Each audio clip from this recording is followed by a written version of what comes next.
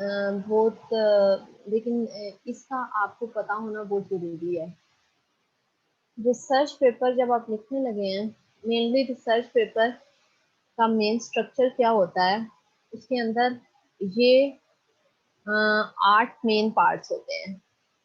Title and affiliation का एक part होता है, abstract and keyword, second, third introduction, literature review, fourth, fifth methodology and experimentation, and sixth result and discussion, seventh conclusion, and eighth पे references। ये 8 part हैं जो कि किसी भी रिसर्च पेपर का मेन पार्ट्स होते हैं। ये चीज़ें किसी भी रिसर्च पेपर के अंदर एग्जिस्ट करती हैं, वो किसी भी फॉर्म में हो सकती हैं, किस तरह से बताई गई हैं, लेकिन ये चीज़ें होती हैं किसी भी रिसर्च पेपर के अंदर। कुछ ऐसी चीज़ें हैं जो कि ऑप्शनल होती हैं। ऑप्शनल मतलब समटाइम्स कुछ पेपर्स में होती हैं, कुछ में नहीं होती। लाइक अगर हम बात करें एब्रीवेशंस, एब्रीवेशन कुछ पेपर में होते हैं, कुछ में नहीं होते। उसके बाद एक्नॉलेजमेंट, वो भी कुछ रिसर्च आर्टिकल्स में आप देखेंगे हैं, कुछ में नहीं है। उसके अलावा अपेंडाइसिस होते हैं, अपेंडिक्स में कुछ चीज़ें लिखी होती हैं, वो भी कुछ पेपर्स में होती हैं, कुछ में नहीं। ये ऑप्शनल चीज़ें हैं। मेनली हमारी ये 8 पॉइंट्स जो हैं, ये किसी भी रिसर्च पेपर के अंदर ये चीज़ें एग्जिस्ट करती हैं। आज हम वन बाय वन इनमें देख लेते हैं कि ये किस तरह की किस तरह से होती हैं। मेनली हम इनका, जैसे हमारा रिसर्च पेपर राइटिंग सब्जेक्ट है ना, तो हम इन सबसे पहले समझ लेते हैं कि ये कैसे होती हैं। हम देखते हैं एक रिसर्च पेपर की एग्जांपल लेके इन सारी चीज़ों को, और उसके बाद हम सेपरेट कुछ सेपरेट लेक्चर्स में भी मैं आपको बताऊंगी डिटेल में कि इंट्रोडक्शन कैसे लिखा जाता है, और research and discussion, conclusion, abstract, इस तरह से लिखा जाता है। आज ये हमारा एक कंबाइन सबका एक कंबाइन लेक्चर होगा जिसमें इसे हम ब्रीफली देखेंगे। सबसे पहले कौन से 8 पार्ट हैं? Title, affiliation, abstract and keyword, introduction, literature review, methodology and experimentation, results and discussion, conclusions, references। One by one देखते हैं। टाइटल, किसी भी रिसर्च आर्टिकल, जैसे मैंने हमेशा आपसे कहा कि आप जब अपना काम करने लगे हो तो आप इसको टाइटल जो आपका है वो 8 to 15 वर्ड्स के दरमियान होना चाहिए। 8 से 15 वर्ड्स के दरमियान हो आपका टाइटल, आई कैचिंग होना चाहिए। इवन जब मैंने आपसे, बेटा वेट करें,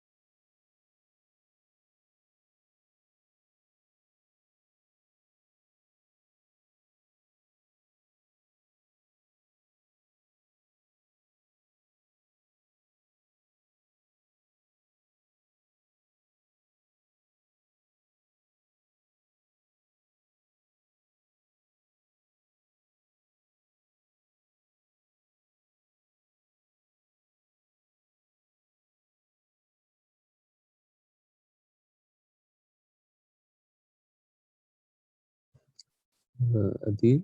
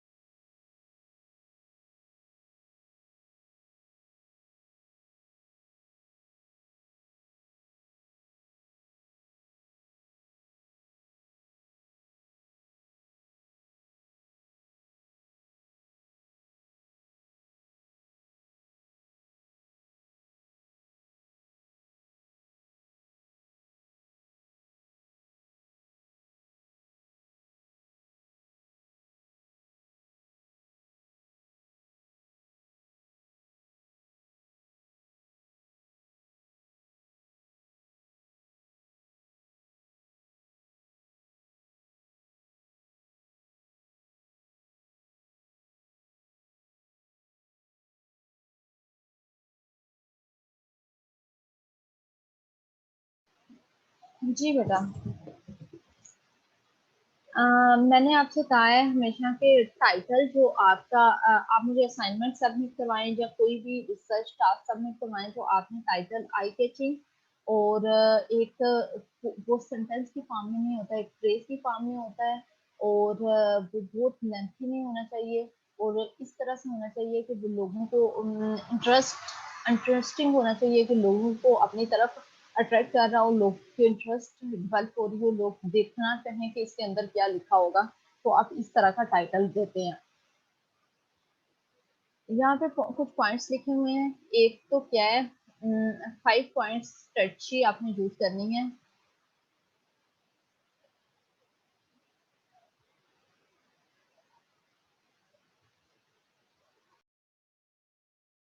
तो वेट कर रहे हैं, मैं एक कॉल ले रही हूँ।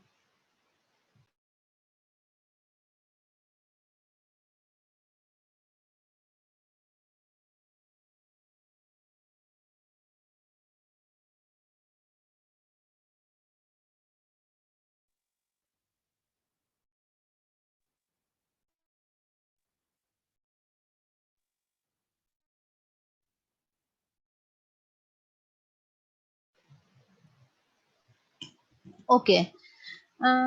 हमारा जो टाइटल है वो कभी भी अपने पेपर का टाइटल लिखने के लिए आपको ये बात ध्यान में रखनी है कि एक तो जो मैंने आपसे पॉइंट बताया कि आई कैचिंग होना चाहिए, इंटरेस्टिंग होना चाहिए, लोगों को अपनी तरफ कैच करे कि हम एक्सप्लोर करके देखेंगे इस आर्टिकल के अंदर क्या चीज़ होगी। फ्रेज की फॉर्म में होना चाहिए, बहुत लेंथी नहीं होना चाहिए।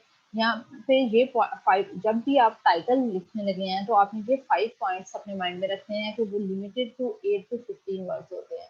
मतलब कोई वो नहीं है रूल्स ऑफ थंब के रिसर्च कितनी होने चाहिए, लेकिन मोस्ट प्रोबेबली ये हुआ है कि जितने भी आपके रिसर्च आर्टिकल्स होते हैं मोस्टली उनके टाइटल जो होते हैं वो ये हार्ड एंड फास्ट नहीं है कि किसी सूरत में हो ही नहीं सकता, इससे कम या इससे ज्यादा हो ही नहीं सकता, कि ऐसी कोई पॉसिबिलिटी एग्जिस्ट नहीं करती, ऐसा नहीं है। लेकिन एक रूल ऑफ थंब है कि 8 to 15 आर्ट्स मिनिमम 8 होने चाहिए, मैक्सिमम 15 के दरमियान वर्ड्स होने चाहिए टाइटल में। रेलिवेंट टू द सब्जेक्ट, जिस एरिया में आप काम कर रहे हो इसी के अंदर आता है आई कैचिंग, जो मैंने आपसे कहा है कि रेलिवेंट होना चाहिए जो फील्ड में काम कर रहे हैं। For example requirement illustration techniques पे मैं काम कर रही हूँ तो मुझे मैं कह सकती हूँ कि requirement elicitation technique with an machine learning algorithm, कुछ आप इस तरह से स्पेसिफिक जो होता है अपने सब्जेक्ट से रिलेटेड जो होता है आप टाइटल से वही देते हैं, कोई इरेलीवेंट चीज नहीं दे सकते कि आप टाइटल में कुछ और लिखा हुआ है और उसके अंदर जाके जब आप स्क्रॉल करते हैं जैसे कवर पेज पे कुछ और है और अंदर कुछ और आपका निकल आता है, तो आपने टाइटल उसके रेलिवेंट देना होता है इन form of single phrase. Sentence आपका टाइटल नहीं होता, फ्रेज होती है। आपने एक फ्रेज की फॉर्म में देना है। बहुत एक्सेप्शनल केसेस में ये क्वेश्चन भी होता है टाइटल, समटाइम्स क्वेश्चन दिया जाता है, लेकिन अवॉइड करना चाहिए फ्रेज की फॉर्म में। हमेशा जो आपका पेपर का टाइटल है वो एक फ्रेज की फॉर्म में होना चाहिए, सेंटेंस भी नहीं होता कंप्लीट, एक फ्रेज होती है। और एक्सेप्शनल केसेस में क्वेश्चन भी हो सकता है। correct grammar and proper capitalization। correct grammar grammatically correct होना चाहिए, वो आप किसी टूल्स के थ्रू भी ग्रामर चेक कर सकते हैं। डेफिनेटली अगर आप किसी आर्टिकल अपना पब्लिकेशन के लिए सबमिट करवाने लगे हैं और आप वो ग्रामेटिकली करेक्ट नहीं होगा तो वो बहुत गलत इंप्रेशन जाता है, वो कभी भी आपकी रिजेक्ट कर देते हैं। प्रॉपर प्रॉपर कैपिटलाइजेशन का क्या मतलब है, समटाइम्स कुछ जो जर्नल्स होते हैं वो आपसे डिमांड करते हैं कि जैसे आपके टाइटल के जो वर्ड्स हैं वो सारे कैपिटल हो, स्टार्टिंग वर्ड। एक तो वो होता है कंप्लीट पूरा टाइटल भी कैपिटल वो डिमांड करती हैं, तो उस केस में आपने पूरा टाइटल देना होता है। और समटाइम्स वो डिमांड करते हैं कि हर वर्ड का पहला जो है वो कैपिटल हो। उसमें ये है कि जो आप ऑन द ऑफ जो होता है इनको हम कैपिटल नहीं करते, बाकी जो वर्ड्स होते हैं उनके फर्स्ट अल्फाबेट को हम कैपिटल कर देते हैं। जैसे अगर ये है तो इसमें सी को कैपिटल, जी को capital, P capital and C capital यहाँ पे करते हैं। तो ये प्रॉपर कैपिटलाइजेशन ये आप जिस जर्नल में सबमिट करवाने लगते हैं उसकी डिमांड होती है। Avoid abbreviation. आपने कोशिश करनी है, ये भी कोई वो नहीं है कि एक्सेप्शनल केसेस एग्जिस्ट करते हैं। समटाइम्स फॉर एग्जांपल मुझे एक चीज एब्रीविएशन क्या होता है, शॉर्ट फॉर्म्स जैसे मैंने लिखी हुई है, SDLC software development life cycle के लिए मैंने एसडीएलसी लिखा हुआ है। तो इससे हमें अवॉइड करना है। लेकिन अगर वो बार बार आ रही हैं, बहुत ज्यादा आ रही हैं, इवन टाइटल में भी आपके मल्टीपल टाइम्स आई है, तो उस वक्त आप फर्स्ट टाइम उसकी फुल फॉर्म लिखते हैं और उसके बाद आप एब्रीविएशन यूज कर सकते हैं एक्सेप्शनल केसेस में, लेकिन हमें अवॉइड करनी चाहिए। इसकी टाइटल में हमने 5 पॉइंट्स पढ़े हैं टाइटल लिखते हुए। सबसे पहले टाइटल हमारा आई कैचिंग होना चाहिए, इंटरेस्टिंग होना चाहिए, लोगों को अपनी तरफ मतवज्जो करने वाला होना चाहिए, लोग फाइंड आउट करने की कोशिश करेंगे इसके अंदर क्या लिखा हो, लोग के इंटरेस्ट डेवलप हो पेपर को पढ़ने में। बाकी 5 पॉइंट्स क्या हैं, 8 to 15 वर्ड्स के दरमियान होना चाहिए। आपके जो एरिया है जो आपने काम किया है उसके रेलिवेंट हो, उसके मोस्ट रेलिवेंट मतलब डिपिक्ट कर रहा हो कि इसके अंदर स्टैटिक है। ये ना हो कि टाइटल कुछ और हो, अंदर आपने काम कुछ और किया हो, उसके रेलिवेंट होना चाहिए। सिंगल फ्रेज की फॉर्म में होना चाहिए, सेंटेंस नहीं होता। Question mark sometimes exceptional cases में हो सकता है, लेकिन फ्रेज की फॉर्म में होना चाहिए। ग्रामेटिकली करेक्ट होना चाहिए, कैपिटलाइजेशन प्रॉपर होना चाहिए। जो जर्नल जिसमें आप सबमिट करवाने जा रहे हो अपना मैन्यूस्क्रिप्ट, जब पेपर आप सबमिट करवाते हो, आर्टिकल वो होता है जब आपका पब्लिश हो जाता है तो उसे हम कहते हैं रिसर्च आर्टिकल है। जो आप सबमिट करवाते हो उसे मैन्यूस्क्रिप्ट कहा जाता है, ये मेरा मैन्यूस्क्रिप्ट है। तो जब आप जो आप राइट डाउन कर रहे हो तो ये आप मैन्यूस्क्रिप्ट राइट कर रहे हो सबमिट करवाने के लिए। तो जो आपका मैन्यूस्क्रिप्ट है उसमें जिस जर्नल में सबमिट करवाने जा रहे हो उनकी रिक्वायरमेंट होगी कि किस टाइटल कैपिटल होना चाहिए या किस तरह से आप उसकी रिक्वायरमेंट के अकॉर्डिंग उसे बना लेते हो। देन अवॉइड एब्रीविएशन, आपने मैक्सिमम कोशिश करनी है टाइटल के अंदर एब्रीविएशन ना आए। अगर इन केस बहुत हो गया है कि आपको बार बार लिखना पड़ रहा है एक वर्ड, तो फिर आप यूज कर सकते हो। इसकी एग्जांपल देख लेते हैं। ये एक IEEE एक्सेस का पेपर है, 2017 का। करंट वर्जन जो है वो 2018 का है, 2017 में एक्सेप्ट हुआ था, लास्ट 18 में फाइनल फॉर्म। यहाँ पे इस पेपर का टाइटल देखें, calculating completeness of agile scope in scaled agile development. अब देखें, calculating completeness of agile scope कितना, यहाँ पे भी इतना सबसे पहले हम क्या करते हैं, हमारा पॉइंट क्या था, लिमिटेड टू 8 to 15 वर्ड्स। अब 1 2 3 4 5 6 7 8 9, ये हमारा टाइटल जो है 9 वर्ड्स का है। इस पेपर का टाइटल जो है ये IEEE एक्सेस में पब्लिश हुआ है, आप इसको सर्च कर सकते हैं। इस पेपर का में आपका 9 वर्ड्स का टाइटल है, पहला पॉइंट। दूसरा क्या है, रेलिवेंट होना चाहिए। देखें, calculating completeness of agile scope. Agile हम स्पेसिफिकली एक सॉफ्टवेयर डेवलपमेंट लाइफ साइकिल जो है उसके अंदर स्कोप को कैलकुलेट कर रहे हैं। तो सॉफ्टवेयर डेवलपमेंट लाइफ साइकिल जो होता है उसमें भी हमने स्पेसिफिकली मेंशन कर दिया अजाइल के अंदर, क्योंकि अजाइल में बार बार चेंजेस होती रहती हैं। आपने पढ़ा होगा अजाइल मेथड बार बार चेंज होता है। तो हम कह रहे ये कहा गया है कि अजाइल के अंदर हम कंप्लीटनेस कैलकुलेट कर रहे हैं in scaled agile development, calculating completeness of agile scope in scaled agile development. Scaled agile development कौन सी होती है, वो भी कोई अजाइल डेवलपमेंट है जिसके अंदर हमें ये कंप्लीटनेस ऑफ स्कोप मेजर कर सकते हैं। बेटा इसको बताने का मतलब क्या है, पहले सबसे पहले ये 9 वर्ड्स का है। दूसरा ये मैं आपको एग्जांपल दे रही हूँ कि रेलिवेंट टू सब्जेक्ट होना चाहिए। एग्जैक्ट मतलब बहुत ब्रॉड टर्म्स में नहीं हो सकता कि आपने बहुत ब्रॉड फॉर्म में लिखा हुआ है और उसके अंदर वो जो है टर्म्स बहुत ब्रॉड आपने लिख दिया, जैसे for example agile scope mention कर देती। तो अजाइल स्कोप पे तो इतना ज्यादा काम होगा, मुझे स्पेसिफिकली मेंशन करना है कि मैं क्या, ये इसके अंदर क्या काम है स्पेसिफिकली जो आपके काम को रिप्रेजेंट कर रहा हो। कंप्लीटनेस ऑफ स्कोप की बात हो रही है इसमें कि कंप्लीटनेस ऑफ स्कोप को कैसे कैलकुलेट किया जा सकता है, और वो अजाइल डेवलपमेंट के अंदर हो रही है, और specifically in scaled agile development. Third point हमारा क्या था, in form of single phrase. अब ये सेंटेंस नहीं है, फ्रेज है, calculating completeness of agile scope in scaled agile development. Then हमारे पास है correct grammar and proper capitalisation. अब यहाँ देखें, ये जो है IEEE एक्सेस, ये आपसे डिमांड करता है आपने हर जो वर्ड है उसका पहला लेटर जो है वो कैपिटल किया हुआ है, C capital, C A capital, S capital, S capital, A capital, D capital. अब यहाँ पे कैपिटल प्रॉपर कैपिटलाइजेशन की हुई है, ग्रामेटिकली करेक्ट होना चाहिए। और ये देख लें, ऑफ, इन, ये जो वर्ड्स होती हैं, द, इन, तो हम कैपिटल नहीं करते। समटाइम्स कुछ जो जर्नल्स होते हैं जिनमें आपने सबमिट करवाना है, वो आपसे डिमांड करते हैं कि आपने पूरा टाइटल जो है वो कैपिटल फॉर्म में लिखना है, देन आप इसको कंप्लीट कैपिटल भी कर देते हैं। Avoid abbreviation. आपने जहां तक हो सके कोशिश करनी है कि जो एब्रीवेशन है वो ना आए। एक और एग्जांपल देख लेते हैं, requirement illustration techniques, systematic literature review based on the maturity of the techniques.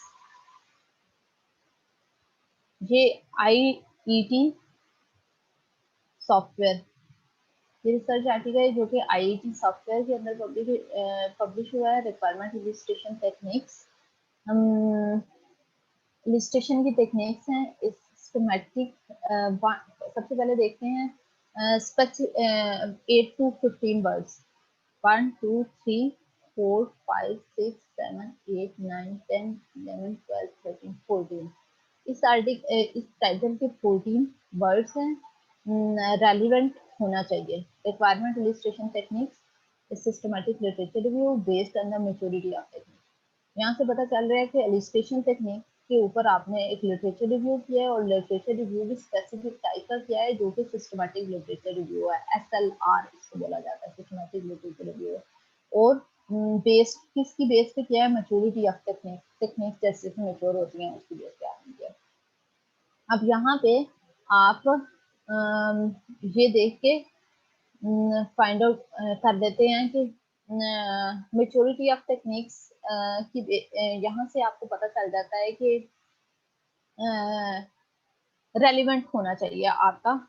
उसके बाद हम सिंगल फ्रेज की फॉर्म में होना चाहिए, एब्रीवेशंस नहीं होनी चाहिए, ग्रामेटिकली करेक्ट होना चाहिए, प्रॉपर कैपिटलाइजेशन। फॉर एग्जांपल ये जो जर्नल है ये आपसे डिमांड नहीं करता, तो आप इसको कैपिटल करने के बगैर सबमिट करवा सकते हैं।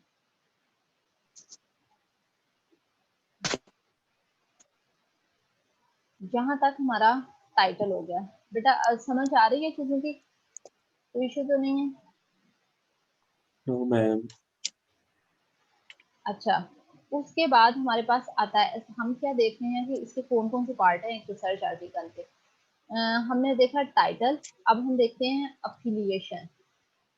अफिलिएशन में क्या चीज है, इसके अंदर टाइटल के बाद आपके ऑथर्स के नेम, ऑथर कहाँ से बिलोंग करते हैं, मतलब कि उन्होंने काम किस जगह पे किया, कौन सी यूनिवर्सिटी से बिलोंग करते हैं, किस डिपार्टमेंट से बिलोंग करते हैं। समटाइम्स ये भी लिखा जाता है कि उसकी रैंक क्या है, वो रिसर्च का स्टूडेंट है, रिसर्च वो रिसर्च राइटर है, आपका क्या है, या प्रोफेसर है, असिस्टेंट प्रोफेसर है, एसोसिएट प्रोफेसर है, रिसर्च स्कॉलर है, कौन है। तो अफिलिएशन के अंदर ये चीजें मेंशन की जाती हैं। टाइटल के बाद हम लिखते हैं ऑथर्स के नेम और अफिलिएशन उसकी, जो वो कहाँ से बिलोंग करता है।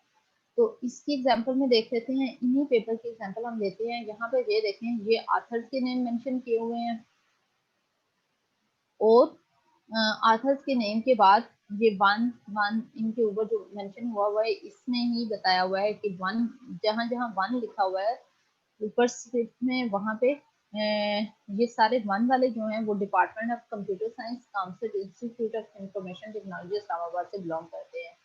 उसके बाद सेकंड जो है वो ये सऊदी अरेबिया से है। थर्ड जो है वो यूएसए से है। एंड फोर्थ सऊदी अरेबिया से, ये फोर्थ वाले स्टेट सऊदी अरेबिया से, ठीक है। अब यहाँ पे ये आपको अफिलिएशन इसे कहते हैं, आथर्स के नेम और उसके बाद वो आथर्स कहाँ से बिलोंग करते हैं और लिखने का तरीका क्या होता है। सबसे पहले आथर्स के नेम लिखे जाते हैं, उनके ऊपर आप सुपर स्क्रिप्ट ये ऐड किया हुआ है।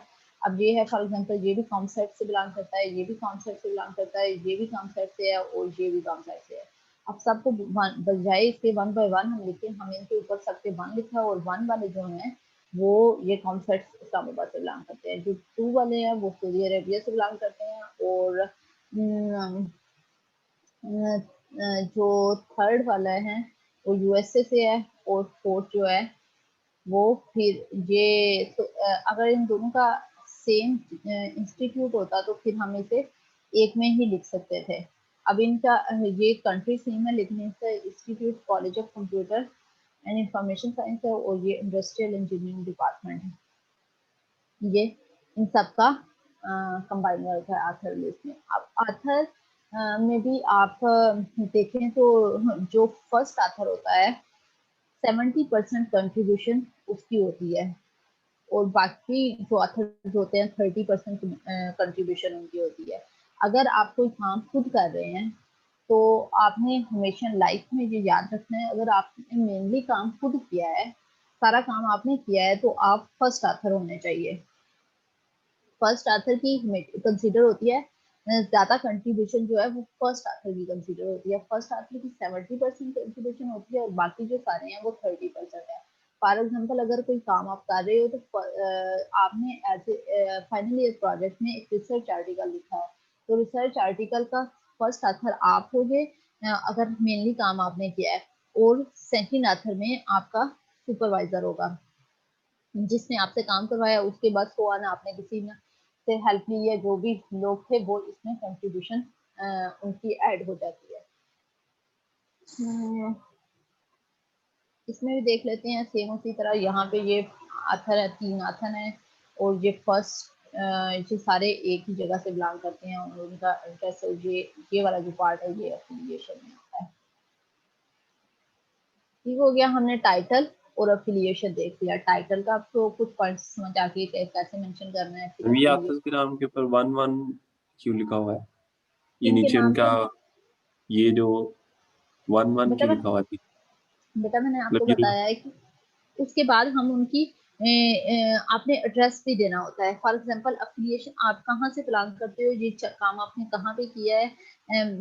फॉर एग्जांपल आप यहाँ पे एक पेपर लिखते हो, आपने साकिब, अब्दुल्ला, समर, आपने ये एक पेपर लिखा है, फिर आपने पेपर में काम करते हुए हमें पता चला है कि कोई और बंदा जो है वो किसी और यूनिवर्सिटी में काम कर रहा है, थोड़ी सी हेल्प हमने उसको उससे ले लिया क्योंकि उसको फार्मर मेथड का पता था, क्योंकि रिसर्च का काम कंट्रीब्यूशन के साथ मिलके होता है तो हर ले लिया।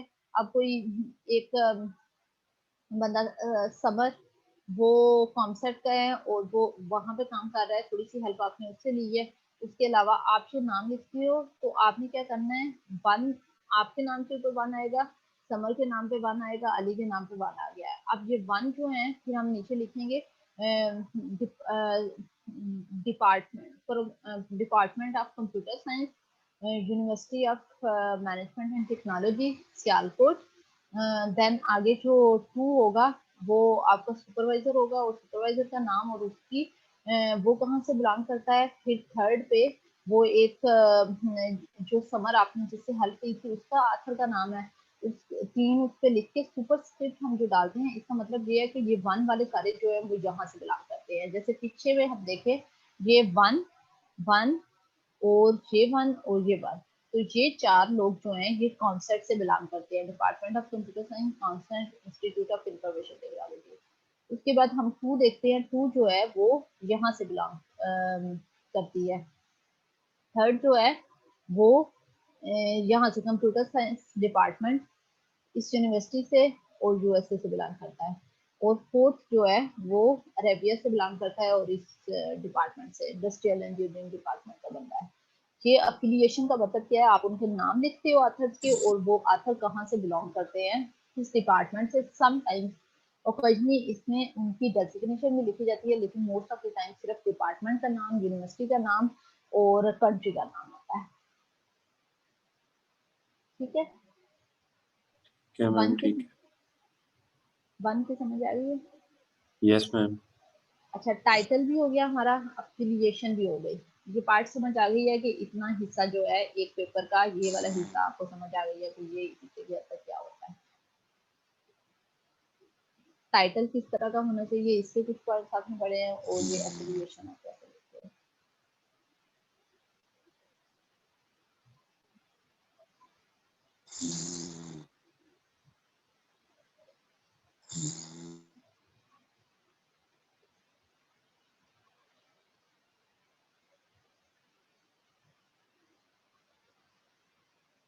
उसके बाद आता है एब्स्ट्रैक्ट। एब्स्ट्रैक्ट किसी भी पेपर में टाइटल और एफिलिएशन के बाद सबसे पहले एब्स्ट्रैक्ट लिखा जाता है। आप देखोगे जितने भी आपने पेपर देखोगे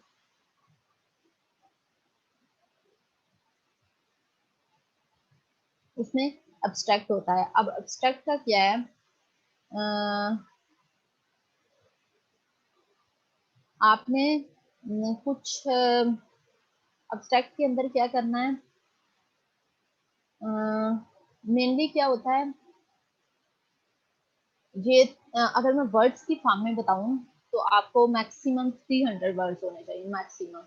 मोस्टली ये 200 150 से 250 के दरमियान होते हैं। मोस्टली जितने भी आप पेपर देखेंगे ये आपको 150 से 250 के दरमियान नजर आएंगे।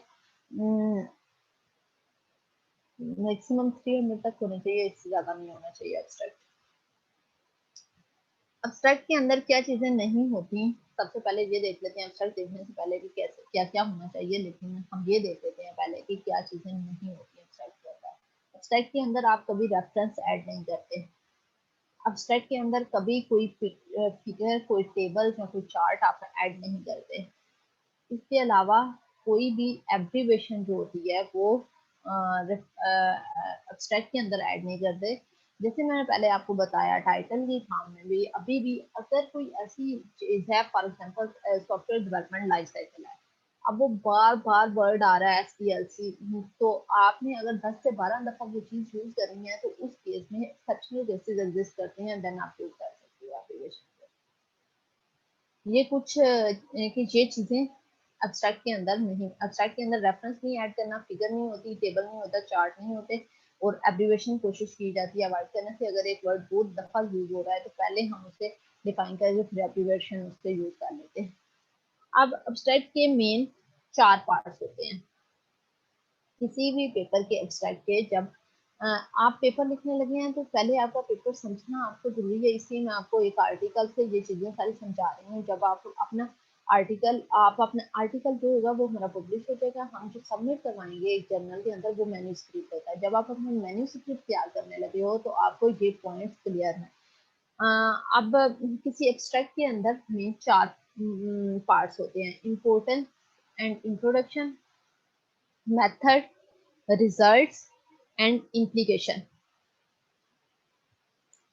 Importance and introduction, method, results and implication. सबसे पहले आपका एक पॉइंट क्या है, इम्पोर्टेंस एंड इंट्रोडक्शन। सबसे पहला पार्ट क्या है, एक बैकग्राउंड टाइप स्टेटमेंट, जैसे फॉर एग्जांपल आप डिफाइन करने की, एक मैं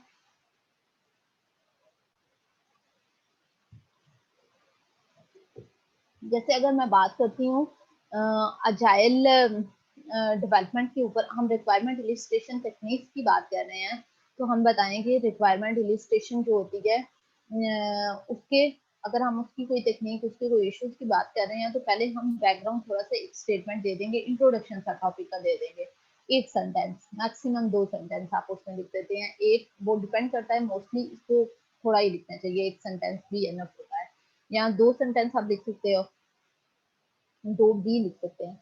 अब यहाँ पे आप उसका इम्पोर्टेंस बताते हो, उसके बाद ये 4 पार्ट्स एब्स्ट्रैक्ट के बता रही हूँ। उसके बाद मेथड आपने क्या यूज किया, आपके टॉपिक की इम्पोर्टेंस, और आप इंट्रोडक्शन देते हो, फिर आप मेथड क्या आपने यूज किया जिससे आपने काम किया है, रिजल्ट्स क्या थे, और इम्प्लीकेशन। फॉर एग्जांपल जब आपने काम कर लिया उसका इंडस्ट्रियल क्या फायदा होगा, फॉर एग्जांपल लोगों को क्या फायदा होगा।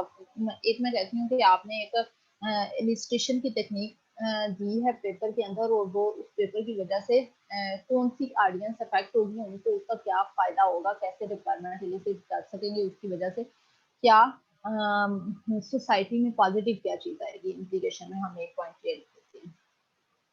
ये 4 पॉइंट्स मिलके एक एब्स्ट्रैक्ट बनाते हैं। मोस्टली ये दोनों पॉइंट्स जो होते हैं ये 30% होते हैं किसी भी एब्स्ट्रैक्ट का, मतलब ये ज्यादा आप 2 से 3 सेंटेंस यहाँ लिख सकते हैं, 2 से 3 यहाँ लिख सकते हैं। यहाँ पे आपने कोशिश करनी है कि काम ये ज्यादा इम्पोर्टेंट होते हैं, और इसमें थोड़ा बट फॉर्म में लिखा जाता है, और ये आप कम भी लिख सकते हैं।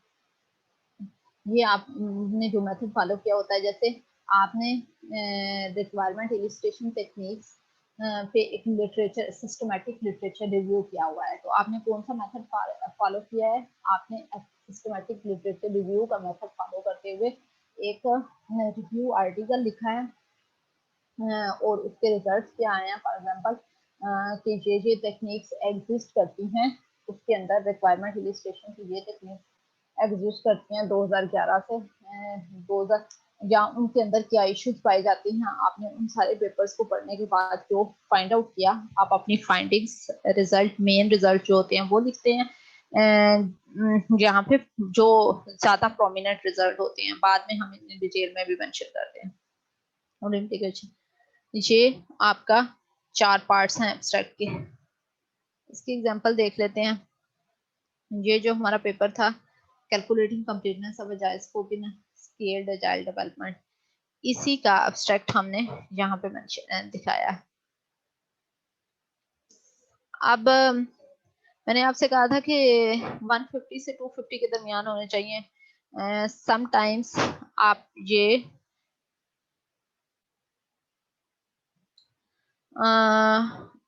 300 भी हो सकते हैं, लेकिन 150 से मोस्टली 250 के दरमियान होना चाहिए। ये आपके अप्रोक्सीमेटली ये जो एब्स्ट्रैक्ट है ये 170 वर्ड्स का है। 170 वर्ड्स में आपने अपना एक कंप्लीट इंट्रोडक्शन अपने पेपर का दे दिया है कि ये पेपर पहले स्टार्ट में आप थोड़ी सी वो बताओगे, फिर आपने कौन सा मेथड यूज किया है, फिर आपने रिजल्ट्स आपकी क्या आए हैं, देन आपकी इम्प्लीकेशंस होंगी। हम इसको देख लेते हैं। Flexible nature of scope definition. Flexible nature of scope definition in agile makes it difficult or impossible to measure its completeness and quality. अब आपने ये देखिए बैकग्राउंड, जहाँ आपने इंट्रोडक्शन, जहाँ आपने आपने देखा हुआ है अजाइल की ये एक स्टेटमेंट है, कॉमन स्टेटमेंट, मतलब ये एक ऐसी बात है जो आप नई बात नहीं कर रहे, ये बात एग्जिस्ट करती है।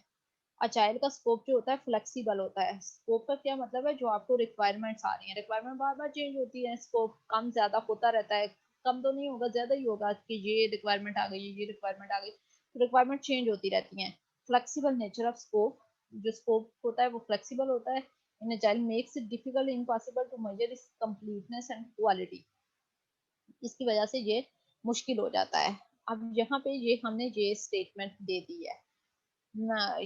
The aim of this paper is to highlight the important ingredients of the scope definition for agile projects and to present a method for agile projects in order to measure the quality and completeness of their scope definition. अपना purpose बता दिया। The proposed method considered the elements that are retrieved as a result of systematic literature review. एक ये method बता दिया है कि इन्होंने सिस्टमैटिक लिटरेचर रिव्यू किया और एलिमेंट वहां से रिट्रीव किया है। Industrial surveys conducted to validate and prioritise these elements. सबसे पहले इन्होंने एसएलआर करके एलिमेंट्स निकाले, उसके बाद एक सर्वे किया जिसकी वजह से एक सर्वे करके लोगों से वो वैलिडेट और प्रायोरिटाइज करवाए एलिमेंट्स को। Elements are then assigned weight according to their importance in scope definition to build a scorecard. Scorecard बनाया for calculating score of user story present in the product backlog. यहाँ तक ये देखो, ये सारा आपको मेथड बताया जा रहा है। सबसे पहले हमने उसका इंट्रोडक्शन दिया है, जो हमारा मेन टॉपिक था। टॉपिक में बताया है कि ये एक जनरल स्टेटमेंट है, जो कि स्कोप की डेफिनेशन जो होती है वो स्कोप फ्लेक्सिबल होता है, जिसकी वजह से उसे कंप्लीटनेस उसकी और क्वालिटी डिफाइन करना बहुत मुश्किल हो जाती है।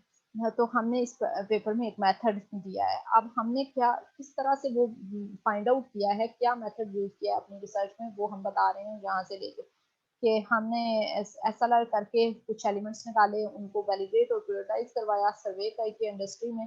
फिर हमने एलिमेंट्स को वेट असाइन किए और जो भी चीजें आपने की, ये आप अपने मेथड्स में बता रहे हो। The propose method is able to identify the clear and complete user story that can better be implemented in coming iteration. Formal ये आपके रिजल्ट्स क्या आए हैं? एबल टू आइडेंटिफाई क्लियर, जो आपने मेथड प्रपोज किया है वो इस काबिल है कि वो clear and complete user story को आइडेंटिफाई कर सके, जो कि अगली आइटरेशन पे इम्प्लीमेंट होनी है। Formal experiments are performed for evaluation of the propose method and वो किए गए हैं, ये आपने रिजल्ट्स हैं आपके। And it suggest that the method is useful for experts in order to quantify the completeness and quality of scope definition of an agile software project. यहाँ पे ये चीज जो आई है, suggest that the method is useful for experts. Implication कि इस जो strategy हमने डेवलप की है, जो मेथड, जो टेक्निक हमने डेवलप की है, जो रिसर्च हमने की है, इस रिसर्च का इम्प्लीकेशन क्या है, इस रिसर्च का फायदा किसको होगा, कहाँ पे यूटिलाइज होगी उसकी, कहाँ पे यूसेज है उसका। तो useful for experts in order to quantify the completeness and quality of the scope definition in agile software development project जो होते हैं, जो लोग इंडस्ट्री के अंदर agile software development यूज कर रहे हैं, उन लोगों को इसका फायदा होगा कंप्लीटनेस मेजर करने के लिए और क्वालिटी स्कोप की मेजर करने के लिए। ये 4 पॉइंट्स हम किसी भी एब्स्ट्रैक्ट में होने चाहिए। स्टार्टिंग आप इंट्रोडक्शन देते हो, थोड़ा सा बैकग्राउंड स्टेटमेंट या कोई अब जनरल स्टेटमेंट से टॉपिक से स्टार्ट करते हो, फिर मेथड के हिसाब में फॉलो किया, रिजल्ट क्या है और इम्प्लीकेशन क्या है फ्यूचर के लिए। क्लियर है? Yes, ma'am. Yes, ma'am. Yes, ma'am. उसके बाद हमारा एक पार्ट है कीवर्ड्स। कीवर्ड्स क्या होते हैं? कीवर्ड किसी भी पेपर के अंदर आपने कुछ 5 to 8 कीवर्ड्स लिखते हो, जिसके अंदर आपने बताना होता है कि मेन पॉइंट्स। जैसे कोई भी, जब आपका पेपर पब्लिश हो जाएगा तो कोई लोग जो सर्च करेंगे, जब आगे आने वाले बच्चे, जैसे अब आपने एक काम किया है, आपने अपना पेपर, रिसर्च पेपर लिख दिया और फिर हमने उसको पब्लिश करवा दिया है। आप पब्लिश होने के बाद आप चाहते हो कि आपका पेपर ज्यादा साइट हो, लोग आपके पेपर को साइट करें, ज्यादा से ज्यादा साइटेशन हो। साइटेशन कहा जाता है कि आगे आने वाले लोग जो होते हैं आपके पेपर, जैसे आपने रेफरेंस, आपने अपना पेपर लिखा होगा तो आपने कहीं से लिटरेचर रिव्यू किया है, तो आपने उस पेपर का नाम रेफरेंस में दिया होता है ना, तो आप चाहते हो कि दूसरे आगे आने वाले लोग आपके पेपर को रेफरेंस के अंदर दें, तो ये साइटेशन है कि आपके पेपर को यूटिलाइज किया, आपके पेपर के बारे में भी कोई बात की है कि ये काम हो चुका है। तो आप चाहते हो कि मैक्सिमम साइटेशन हो, आपका पेपर व्यू हो, तो पढ़ें तो लोग को फिर ही कुछ नजर आएगा। अब कीवर्ड्स क्या होते हैं? ये आपके पास ऐसी जगह होती है जहाँ पे आप ऐसे कीवर्ड्स लिखें। एक तो कीवर्ड्स वो होते हैं जो आपके मेन वर्ड्स होते हैं कि आपके काम के, आप इस तरह से उसे लिखते हो कि वो आपका पेपर ज्यादा से ज्यादा सर्च हो और आपकी साइटेशन की बढ़ा सकता है। अब हम इसी पेपर के कीवर्ड्स देखते हैं। इंडेक्स टर्म्स यहाँ पे लिखा हुआ है, कीवर्ड्स भी लिखा होता है यहाँ पे। ये हर जर्नल की डिफरेंट टर्मिनोलॉजी होती है, आप यूज कर सकते।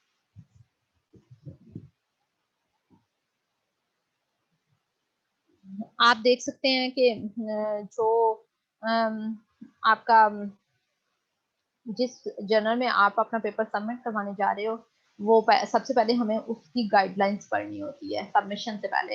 अब गाइडलाइंस पढ़ के हम उसके अकॉर्डिंग उसे प्रिपेयर कर लेते हैं। अब यहाँ पे क्या है, अजाइल सॉफ्टवेयर डेवलपमेंट, हमारा एक वर्ड है, project management, project planning, project scope management और स्कोप डेफिनेशन। ये हमने कीवर्ड जिससे निकाले हुए कितने हैं, 1 2 3 4 और 5 से 8 कीवर्ड्स आप लिखते हो, बहुत ज्यादा भी नहीं लिखते होते। और ये कीवर्ड्स इसलिए लिखे जाते हैं कि जब कोई और पेपर आपका आगे आने वाले लोग सर्च करें, जैसे जायद सॉफ्टवेयर डेवलपमेंट आपने सर्च किया तभी आपके पेपर उसके रिजल्ट में आ जाएंगे। ये इनमें से जो वर्ड्स आपने सर्च किए आपका पेपर उसके क्यूरी के रिजल्ट में आ जाएगा, और ये आपके साइटेशन के चांसेस को बढ़ाता है, आपका पेपर दिखा देता है कि आप इस पेपर को साइट कर रहे हैं।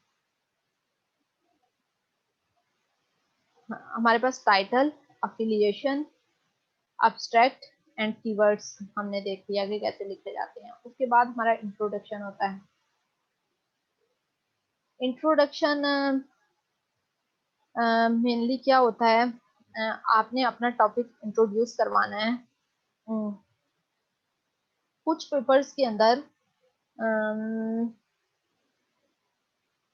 अच्छा, ये एक चीज होती है, आपने अपना काम करने के बाद जहाँ पे अर्ली डिफाइन कर लें, एक अच्छी ऑप्शन होती है कि आपने अपना काम कहाँ पे सबमिट करवाना है, आप किस जर्नल को टारगेट कर रहे हो, आप मैन्यूस्क्रिप्ट उसी के अकॉर्डिंग तैयार करते हो। लेकिन अगर आपने एक जर्नल मैन्यूस्क्रिप्ट लिख लिया है तो आप उसके टेम्पलेट्स उसके अकॉर्डिंग मोल्ड करना उसको कोई बड़ी बात नहीं होती, आप चेंजेस उसके अकॉर्डिंग कर लेते हो, थोड़ी थोड़ी चेंजेस करके आप जिसमें सबमिट, फॉर एग्जांपल आपने एक जर्नल में सबमिट करवाया है, वो आपका एक्सेप्ट नहीं हुआ पेपर, फिर उसके बाद आप at a time multiple journal में सबमिट नहीं करवा सकते।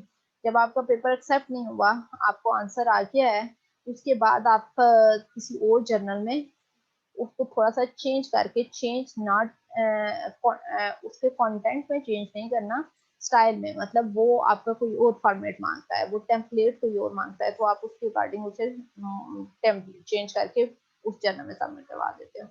इंट्रोडक्शन में आपके 3 से 4 पैराग्राफ्स होते हैं। 3 से 4 पैराग्राफ में आपने सबसे पहले थोड़ा सा आपने टॉपिक को इंट्रोड्यूस करवाना है, थोड़ा बैकग्राउंड दिया हुआ है, बैकग्राउंड देने के बाद आपने फिर आगे लास्ट पैराग्राफ के अंदर अपनी बताई होती है। आप वो देने के बाद बैकग्राउंड बनाते बनाते अपने काम की तरफ आ जाते हो कि ये चीजें इस तरह से नहीं हुई, तो आप इसमें क्या करने जा रहे हो, आपने क्या काम किया इस सारे के अंदर। अच्छा, कुछ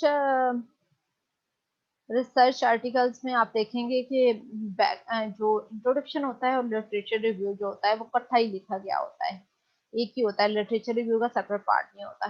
कुछ के अंदर लिटरेचर रिव्यू सेपरेट पार्ट में होता है, लेकिन आपके इंट्रोडक्शन के अंदर भी आपके साइटेशंस आती हैं, लिटरेचर का पार्ट आता है। ये देखें यहाँ पे आपने वो किया हुआ है मेंशन, 4 से 7 तक ये कहते हैं, according to project management institute, scope definition is one of the most important and difficult tasks of the project management. Success and failure of any project are strongly linked to the scope definition. अब क्योंकि ये काम scope definition, scope को quantify करने के लिए, scope को calculate करने के लिए क्या किया है, तो सबसे पहले बताया जा रहा है स्कोप की कितनी इंपॉर्टेंस है, स्कोप को क्वांटिफाई करना कितना जरूरी है, सबसे पहले इंपॉर्टेंस ये बताई है।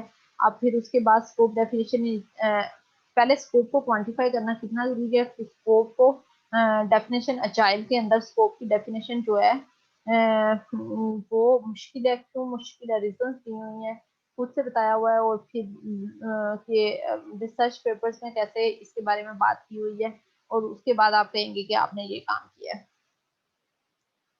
ठीक, ये मोस्टली 3 से आप 3 पैराग्राफ में कर लेते हैं, 4 पैराग्राफ में कर लेते हैं।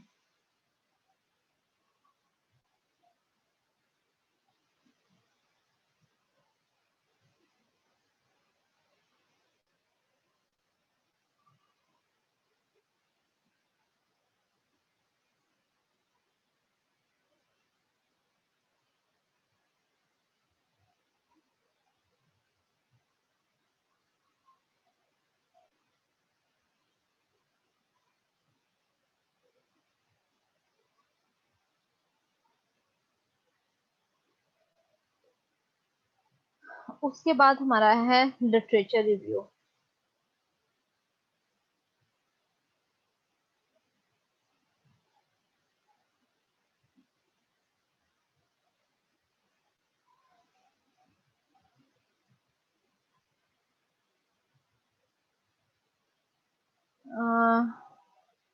लिटरेचर रिव्यू के अंदर आपने इंट्रोड्यूस कर दिया अपने टॉपिक को। अब आप जो काम करने जा रहे हो, आप बताते हो कि इसके बैक पे क्या काम हुआ है। लिटरेचर रिव्यू पे आप एक पूरा टॉपिक पढ़ चुके हो। मैंने आपको बताया था, इस पे करवाया था कि लिटरेचर रिव्यू कैसे किया जाता है, कैसे लिखना है। आपने लिटरेचर रिव्यू कहाँ से, आर्टिकल कहाँ कहाँ से लेने हैं। तो मेनली ये क्या किया जाता है कि लिटरेचर रिव्यू आपने आपने पहले इंट्रोड्यूस करवा लिया अपना टॉपिक को, फिर आप जो काम करवा रहे हो उसके बाद आप दे रहे हो कि प्रीवियस काम से जैसे 2021 में ये हुआ, 2020 में ये हुआ। आप मेनली 10-12 पेपर ऐसे लेते हो जिसमें आपके मोस्ट रेलिवेंट जो आपसे होते हैं। आप कहते हो कि ये काम हुआ हुआ है, लेकिन एक तो आपने ये प्रूव करना होता है कि उस काम के अंदर ये चीज एग्जिस्ट नहीं करती, ये गैप एग्जिस्ट करता है जो हम करने जा रहे हैं। इस गैप को आपने प्रूव करना होता है कि गैप एग्जिस्ट करता है जो कि काम हम करने जा रहे हैं, जो काम हमने किया है। उसके अलावा उसके अंदर आप क्या करते हो, आप कोई आर्टिकल लेते हो और उन आर्टिकल का आप बताते हो कि ये आर्टिकल जो है इसने यहाँ से क्या चीज की है, ये इस चीज पे काम किया। मेन उसका फोकस 10-12 जो आपने अपने रेलिवेंट आर्टिकल लिए हुए हैं, आपने कहा है कि एक तो उस टॉपिक की इम्पोर्टेंस यहाँ से प्रूव होती है कि ये टॉपिक इम्पोर्टेंट है, वर्थ रखता है एक्सप्लोर करने के लिए। और दूसरा कि इसके अंदर ये गैप था कि पिछला जितना काम हुआ है उसके अंदर ये लिमिटेशन है। आप बताते हो कि इन ऑथर्स ने काम किया है लेकिन उसके अंदर ये चीज नहीं की गई थी, इसलिए हम ये कर रहे हैं। तो यहाँ पे ये बताया जाता है। जैसे हम ये कहते हैं, agile is considered a remedy for shortcoming of traditional projects as is greatly emphasise on individual and interaction, change control, working software and customer collaboration. ये बताई हुई है, कहीं ना कहीं आपने बताया होगा कि ये एक टेक्निक है, इसमें यूटिलाइज किया हुआ है, लेकिन ये अजाइल के स्कोप को क्वांटिफाई नहीं करती, इसलिए आपने ये टेक्निक यूज की है। तो आप बैकग्राउंड क्या बताते हो कि एक टॉपिक की वर्थ बताने के लिए टॉपिक जरूरी है, इस पे काम हुआ है। और उसके बाद आप ये बताती हो कि इस एनीमिया के अंदर रिसर्च में कितना गैप एग्जिस्ट करता है और आप उस गैप को खत्म करने की कोशिश कर रहे होते हो। आप उस गैप इसको आगे थोड़ा सा लेके चलते हो कि ये जो चीज काम नहीं हुआ, हम इस काम को आगे लेके जा रहे हैं इससे आपको। अच्छा, लिटरेचर रिव्यू एक तो आप टेक्सचुअल फॉर्म में लिख सकते हो। समटाइम अगर आपका लिटरेचर रिव्यू बहुत बड़ा है, फॉर एग्जांपल आपने 100+ पेपर हो सकते हैं आपके लिटरेचर रिव्यू में। आपने 100+ पेपर्स पढ़े हैं, जैसे SLR जो लोग करते हैं सिस्टमैटिक लिटरेचर रिव्यू, उनके रिसर्च आर्टिकल्स बहुत ज्यादा होते हैं। तो सिंपल रिव्यू जो आर्टिकल होता है वो तो आप थोड़े से पेपर्स पे रिव्यू कर सकते हो, लेकिन जो SLR होता है इसमें हमेशा जो आपके रिसर्च आर्टिकल्स होते हैं वो ज्यादा हो जाते हैं। कुछ टॉपिक्स पे हो सकता है बहुत कम भी होते हों, कम पेपर मिलते हों, लेकिन मोस्टली SLR के अंदर जो आपके टॉपिक्स होते हैं वो ज्यादा हो जाते हैं। जो आपका पेपर होता है रिसर्च, वो होता है नंबर ऑफ आर्टिकल्स रेफरेंसेस वो बढ़ जाते हैं। तो उस केस में आप क्या कह सकते हो, मोस्ट उसमें से आप मोस्ट एलिमेंट जो है वो सिलेक्ट करके आप उनके जो आपको लगता है सबसे ज्यादा इंपॉर्टेंट है वो आप टेक्सचर फॉर्म में लिखते हो, साथ आप एक टेबल भी बना देते हैं। आप ये बना सकते हैं कि स्कोप डेफिनेशन, फॉर एग्जांपल इन्होंने स्कोप डेफिनेशन पे काम किया हुआ था कि स्कोप डेफिनेशन का एक टूल बनाया है। तो आप ये कह रहे हैं कि स्कोप डेफिनेशन के टूल पहले एग्जिस्ट करते हैं। अब लिटरेचर रिव्यू है ना, ये भी पिछले बैकग्राउंड बताया जा रहा है कि स्कोप डेफिनेशन के टूल्स या टेक्निक्स एग्जिस्ट करती हैं। और फिर आप उनमें से एक्सट्रैक्ट देखें कैसे बताया हुआ है, वर्क हम इस फॉर्म में टेबल की फॉर्म में भी लिख सकते हैं। अब यहाँ से देखिए ये एक बहुत अच्छा वे है आपने डिस्क्राइब करने का बहुत ज्यादा इंफॉर्मेशन को। अब यहाँ पे देखें scope definitions, work breakdown structure, ये एक है ये अजाइल, यहाँ पे बताया ये अजाइल में यूज होता है या ट्रेडिशनल में, दोनों में होता है स्कोप। डेफिनेशन में कौन कौन से एलिमेंट को लेकर चलता है, स्कोप को लेता है, स्कोप को कंट्रोल करता है, आइडेंटिफाई फीचर करता है, क्वांटिफाइंग स्कोप को क्वांटिफाई नहीं कर रहा और कंप्लीटनेस को मेजर नहीं कर रहा। ये स्कोप को ये वाला टूल। फिर उसके बाद ये वाला टूल जो है, आपने आपने ये बताना है ना कि ये paper research article technique tool जो बैकग्राउंड जो लिटरेचर रिव्यू में बता रहे हैं कि ये एग्जिस्ट तो करते हैं। अब इन्होंने एक टूल बनाया है स्कोप को कंप्लीटनेस चेक करने के लिए। तो आप वो बताते हैं कि लिटरेचर के अंदर ये सारे टूल एग्जिस्ट करते हैं जो कि हमने पढ़ा है। उसके अंदर एक सिस्टमैटिक लिटरेचर रिव्यू हमने एसएलआर की, और एसएलआर करने के बाद हमें पता चला कि उसके अंदर ये सारे टूल्स एग्जिस्ट करते हैं जो स्कोप को कंप्लीटनेस को चेक करते हैं। इससे साबित हो रहा है कि ये इम्पोर्टेंट टॉपिक है, इतना काम इस पे हुआ है। और उसके बाद आपने बताया कि ये टूल्स जो है ये सारी चीजें करते हैं, लेकिन आप देखें कंप्लीटनेस को कोई भी नहीं मेजर कर रहा। क्वांटिफाई जो है वो बहुत थोड़े से क्वांटिफाई कर रहे हैं, लेकिन उसकी कंप्लीटनेस को कोई भी मेजर नहीं कर रहा। अब यहाँ पे ये चीज आप देख सकते हैं, इससे आपको क्लियर फॉर्म में आपने वो दिखा दिया है कि ये आप ये करने जा रहे हैं जो कि पहले नहीं एग्जिस्ट करता। बेटा लिटरेचर रिव्यू आपको मैंने पहले भी बताया था, इसके अंदर देख लें, अगर कोई कंफ्यूजन है तो पूछते हैं।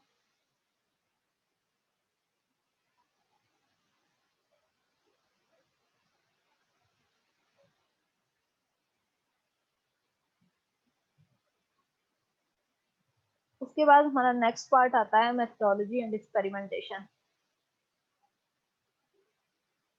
मेथोडोलॉजी और एक्सपेरिमेंटेशन ये पार्ट जो है इसको हम डिफरेंट 2-3 पार्ट में डिवाइड कर सकते हैं।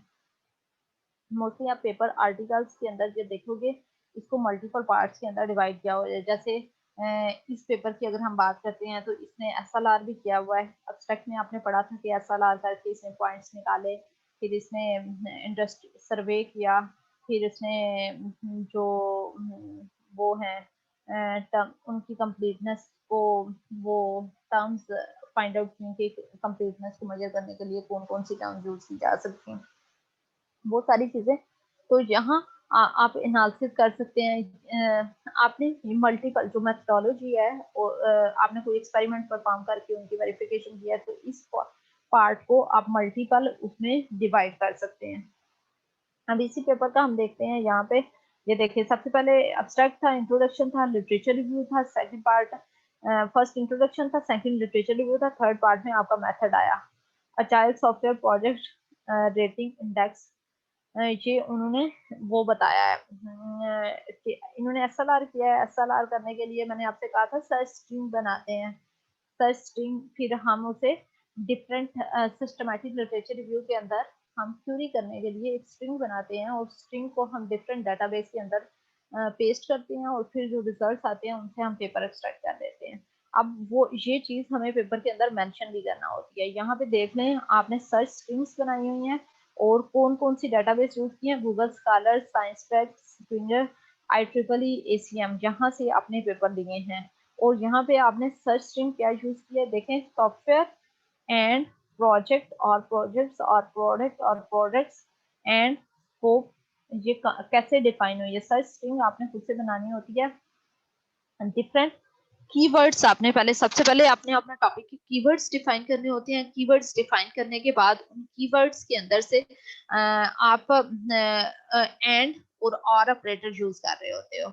एंड के ये भी होना चाहिए और ये भी होना चाहिए उस स्ट्रिंग में। अब इन सब में से कोई एक हो सकता है, और एंड इन सब में से भी कोई एक होना चाहिए। इस तरह से आप स्ट्रिंग डिफाइन कर लेते हो।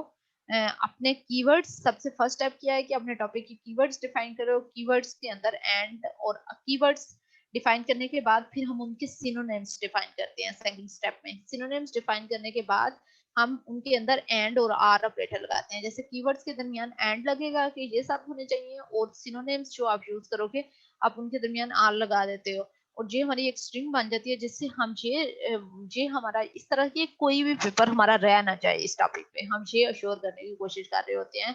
टू मेक श्योर कि हमारा कोई भी पेपर जो रेलिवेंट हो वो रह ना जाए और हम सारे पेपर को फाइंड आउट करके पढ़ लें। तो ये एक सर्च स्ट्रिंग बनाई जाती है, इस टाइप की होती है, ये देख लें। मेथड के अंदर ये लिखा हुआ है। उसके बाद मेथड में आगे एक्सपेरिमेंट्स हो सकते हैं और डिफरेंट चीजें आप वैलिडेट करने के लिए आपने सर्वे किया, सर्वे भी इसका एक पार्ट होगा। तो ये चीजें मेथड के अंदर 2 से 3-4 पार्ट हो सकते हैं किसी भी पेपर में, जितना लेंथी वो होता जाएगा। उसके बाद हमारे पास आता है रिजल्ट्स एंड डिस्कशन।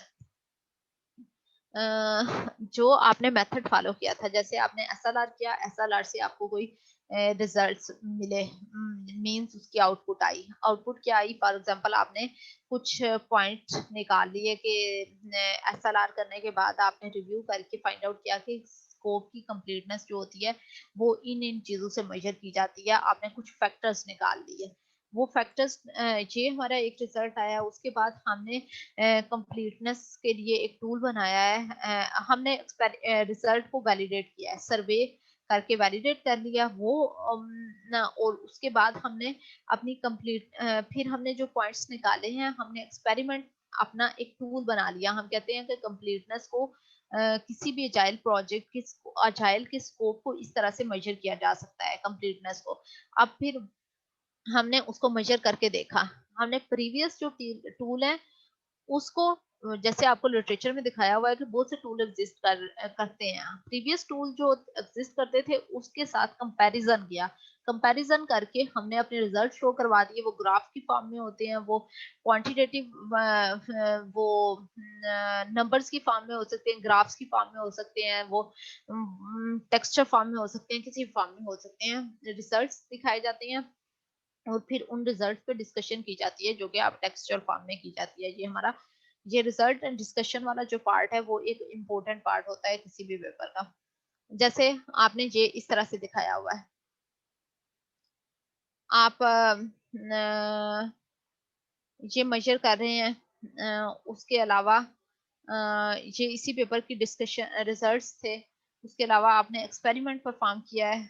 आपने उस एक्सपेरिमेंट में कौन सी यूजर स्टोरीज ली थी, यूजर स्टोरीज के अंदर क्या क्या चीजें थी, आप उसके एक्सपेरिमेंट करके उसको ये नंबर्स चार्ट की फॉर्म में शो कर रहे हो, ये नंबर की फॉर्म में शो कर रहे हो। इस तरह से आप रिजल्ट को डिस्प्ले करवा के जो आपके मेन रिजल्ट्स आती हैं और फिर आप उन पर डिस्कशन कर देते हो, टेक्सचर फॉर्म में उनको डिस्क्राइब कर देते हो। कंक्लूजन के हमारा इस फील्ड में ज्यादा है, इसमें कम है, इसमें ज्यादा है। लास्ट पे एक चीज आती है कंक्लूजन। कंक्लूजन जो होता है वो किसी भी जैसे अब्स्ट्रैक्ट और कंक्लूजन में मोस्टली कंफ्यूजन होती है बच्चों को। अब्स्ट्रैक्ट क्या होता है? वो एक आपके पेपर का इंट्रोडक्शन टाइप होता है। जैसे मैंने आपसे बता दिया कि आपने मेन एक इंट्रोडक्शन की स्टेटमेंट लिखी, फिर आपने मेथड बताया, फिर क्या फॉलो किया है 2-3 सेंटेंस में, फिर आपने 1 से 2 सेंटेंस में रिजल्ट्स बताए, फिर 1 सेंटेंस में इम्प्लीकेशन बता दी। तो कंक्लूजन्स में ये रिजल्ट एक एक पॉइंट याद कर लें, ये रिजल्ट स्पेसिफिक होता है, कंक्लूड किया हुआ है, आपका ओवरऑल इससे क्या फाइंड आउट हुआ है। तो कंक्लूजन जो होता है वो रिजल्ट जो आपका रिजल्ट स्पेसिफिक होता है। यहाँ पे ये आपका कंक्लूजन लिखा हुआ है, project success has a relationship with the proper planning and completely well defined scope definition. Most of the failure reasons of the agile software projects are due to poorly or incomplete defined scope definition. Despite the importance of scope definition, there exists limited literature on agile scope management. हालांकि ये बहुत ज्यादा है लेकिन उस पर फिर भी बहुत कम टूल एग्जिस्ट करते हैं। ये देखिए ये अच्छा, जब भी आप कोई रिसर्च पेपर पढ़ें तो आपने मल्टीपल चीजें एट ए टाइम करें। एक, आप उस पेपर को समझ रहे हैं, आप उसके स्ट्रक्चर को भी देख रहे हैं, किस तरह के रिसर्च आर्टिकल होते हैं, और जो उनका लिखा हुआ है आप उनके लिखने के तरीके को भी फॉलो किया करें। अब जहाँ पे ये स्टेटमेंट लिखे, despite the importance of scope definition there exist limited literature on agile scope management.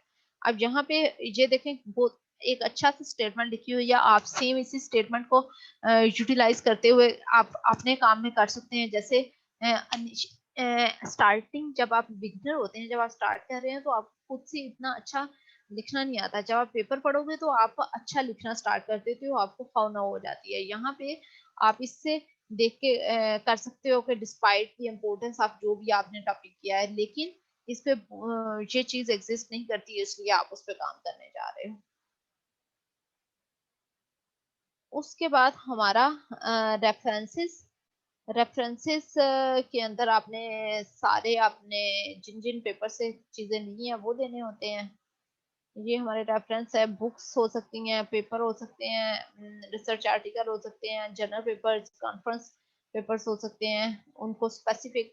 अच्छा, फिर आपका जो मैन्युस्क्रिप्ट आप सबमिट करवाने जा रहे हो पब्लिकेशन के लिए, आप जिस जर्नल में सबमिट करवाओगे उसकी कुछ रिक्वायरमेंट्स होती हैं। वो जब आप सबमिट करवाने से पहले गाइडलाइंस पढ़ते हो, वो आपको बताते हैं कि रेफरेंस किस स्टाइल में होने चाहिए। एपीए हो सकते हैं, वैनकूवर हो सकता है, फॉरवर्ड स्टाइल हो सकता है। तो आपने ये फाइंड आउट करना है कि वो जर्नल जिसमें हमने सबमिट करवाना है वो पेपर किस रेफरेंस स्टाइल में लेता है। हम देन आप उस रेफरेंस स्टाइल को फॉलो करते हुए अपना पेपर में वही स्टाइल यूज कर लेते हैं। जैसे रेफरेंस मैंने आपको उसमें बताए थे, लेटेक्स में मैंने आपको सिखाया था कि रेफरेंस कैसे देते हैं। तो वहां से आप देखते हैं जर्नल की रिक्वायरमेंट ये है कि वो IEEE स्टाइल का जो जर्नल वो वैनकूवर में मांग रहा है, एपीए में मांग रहा है, या वो किस स्टाइल की रेफरेंसेस मांग रहा है, हार्वर्ड स्टाइल में मांग रहा है। तो आप उसके अकॉर्डिंग यहाँ पे वो क्या है, बिब्लियोग्राफी स्टाइल जो है वो चेंज कर देते हैं। एक स्टेटमेंट वहां पे चेंज करते हैं तो वो आपका ये स्टाइल सारा चेंज हो जाता है। उसी तरह से आप मेंशन कर देते हैं। यहाँ तक कोई कंफ्यूजन? No, ma'am. सबको समझ आ रही है? Yes, ma'am. अभी पेपर आर्टिकल की